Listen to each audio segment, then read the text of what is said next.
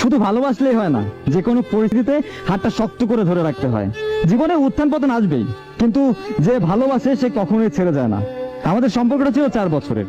সেই যে ছোট্টবেলায় প্রথম যেদিন তাকে দেখলাম, সত্যি বলতে তখন ভালোবাসা কি সেটা তো আর জানতাম না, তবে এতটুকু কনফার্ম যে পছন্দ করতাম অনেক, যার কারণেই তাকে এতটা ভালো লাগতো।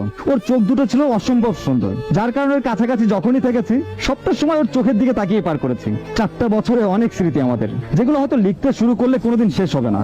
কারণ প্রিয় মানুষটা পাশে থাকা মানেই একটা স্মৃতি। সে কিছু করুক বা না করুক তাতে কিছুই যায় আসে না। আসলে তাকে কাছে পেলেই নিজেকে সব থেকে বেশি খুশি মানুষ মনে হতো।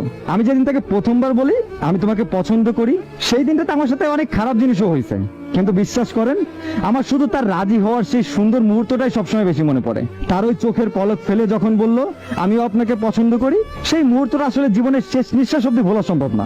আমি আর সেই স্কুলের পেছনের রাস্তায় দাঁড়িয়ে কথা বলতেছিলাম, তখন তার বড় ভাই চলে আসে আর আমাকে ওর সাথে দেখে কোনো কিছু জিজ্ঞেস না করে ওকে একটা চট দেয় আর বলে বাসায় যা, আর আমাকে 3টা চট দেয় আর বলে আমার বোনের কাছেও যেন তোকে না দেখি, আর দেখলে তোর পা গুঁড়ো গুঁড়ো করে ফেলবো। তাই তার সম্মানের কথা চিন্তা করে কোনো কথারই উত্তর দিলাম না, চুপচাপ মাথা নিচু করে দাঁড়িয়ে থাকলাম। অবশ্য আমার এই শান্ত স্বভাবের জন্য সবাই আমাকে অনেক ভালোবাসতো।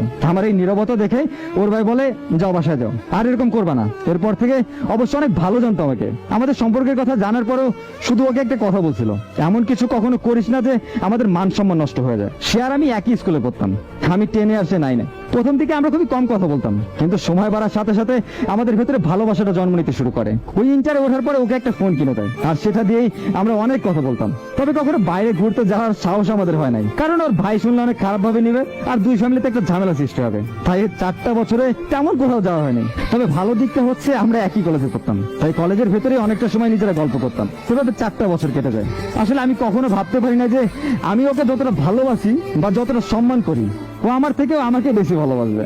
ওকে নিয়ে কখনোই আমার না অভিযোগ ছিল না।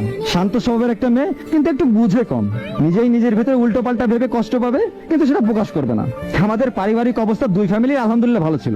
ইন্টারে ভালো একটা রেজাল্ট হলো, অনার্সে ভর্তি হলাম। হঠাৎই ওর বাসায় বিয়ের প্রস্তাব আসে। ছেলে সরকারি ভালো পোস্টে জব করতেছে, তাই তারা না বলবে না, তারা একবার হ্যাঁই বলে দিছে। কারণ আমার তো চাকরি পেতে অনেক দেরি। আরো তখন কিভাবে যে শান্ত থেকে অশান্ত হয়ে গেল আমি না এখন ওরে মাঝে মাঝে জিজ্ঞাসা করি, ওই দিন কি হয়েছিল আসলে, ভুট্টুত মাথায় আসছিল নাকি তোমার? তুমি তো একটা কথা বলা মানুষ না। ওই দিন বাসায় অনেক ঝামেলা করে, আর এই যে প্রথম ও চিৎকার করে সবার সাথে কথা বলে আর সুইসাইড করার চেষ্টা করে, তখন ওর ভাই আমাকে ফোন দিয়ে বাসায় যেতে বলে। আমি যাওয়ার সাথে সাথে প্রথমে একটা চল লাগাই দেয়। তারপর বলতেছে আমার বোনকে কি করছিস তুই, ও বাসায় কি কি করতেছে জানিস তুই? আমি বললাম ভাইয়া আমি ওকে অনেক ভালোবাসি। ও রুম থেকে বের হয়েছে, ওর ভাইকে বললো আর একটা বার যদি ওর গায়ে তুলছো তুমি দেখো আমি কি করতে পারি। তখন ওর বাবা মাকে বললো আচ্ছা শুনো, তোমার বাবা মাকে আসতে বলো। তারপর আব্বু আম্মু যাওয়ার পরে বিয়ের টাইম ঠিক হলো। আলহামদুলিল্লাহ কিছুদিন আগে আমাদের বিয়ের প্রথম বছর পূর্ণ হয়েছে। পড়ালেখার পাশাপাশি একটা ব্যবসা শুরু করছি, সংসারটাকে গুছিয়ে নিচ্ছি। দিন শেষে ভালোবাসা মানুষটাকে পাশে পেলে শত কষ্ট ও চোখ বুঝে সহ্য করা যায়। আমি এটা বিশ্বাস করি, দিন শেষে এমন একটা মানুষ আছে যার কাঁধে মাথা রেখে শান্তিতে ঘুমানো যায়। একটা ছেলের জীবনে এর থেকে বেশি কিছু লাগে না, এটা হলে শান্তিতে সারাটা জীবন সুখে থাকা যায়। পূর্ণতার গল্পগুলো আসলে অনেক সুন্দর হয় তাই না, যেগুলো শুনতে আর বলতেও অনেক ভালো লাগে। তবে আফসোসের বিষয়টা হচ্ছে সবাই এরকম সঠিক মানুষ পায় না, তাই তারা বেশিরভাগ মানুষই ধোঁকা খায়। আর যে সম্পর্কে দুজন দুজনকে প্রচন্ড পরিমাণে ভালোবাসে তাদের গল্প ঠিকই পূর্ণতা পায়। পূর্ণতা যদি পেতে হয় সব থেকে প্রথমে যে কাজটা করতে হবে সেটা হচ্ছে মানুষ সঠিক কিনা সেটা আগে বুঝতে হবে। মানুষগুলো দেখতে কিন্তু ঠিক মানুষের মতোই, তাই ভালোবাসার মানুষ নির্বাচনের ক্ষেত্রে একটু সাবধান থাকতে হবে। আর যদি চান যে ভালোবাসার মানুষটা সারা জীবনের জন্য আপনার পাশে থাকবে, তাহলে সেটার জন্য একটু কষ্ট তো করতে হবে তাই না। হাত যদি ধরেন তাহলে খুব শক্ত করে ধরেন, যাতে কোনো ঝড় তুফান আপনাদের আলাদা না করতে পারে। দুজন দুজনের পাশে থাকুন, ভরসা করুন, বিশ্বাস রাখুন নিজেদের উপরে। দেখবেন একটা সময় সব ঝড় তুফান সরে গিয়ে আপনারা সারা জীবনের জন্য পাশে থাকতে পারবেন।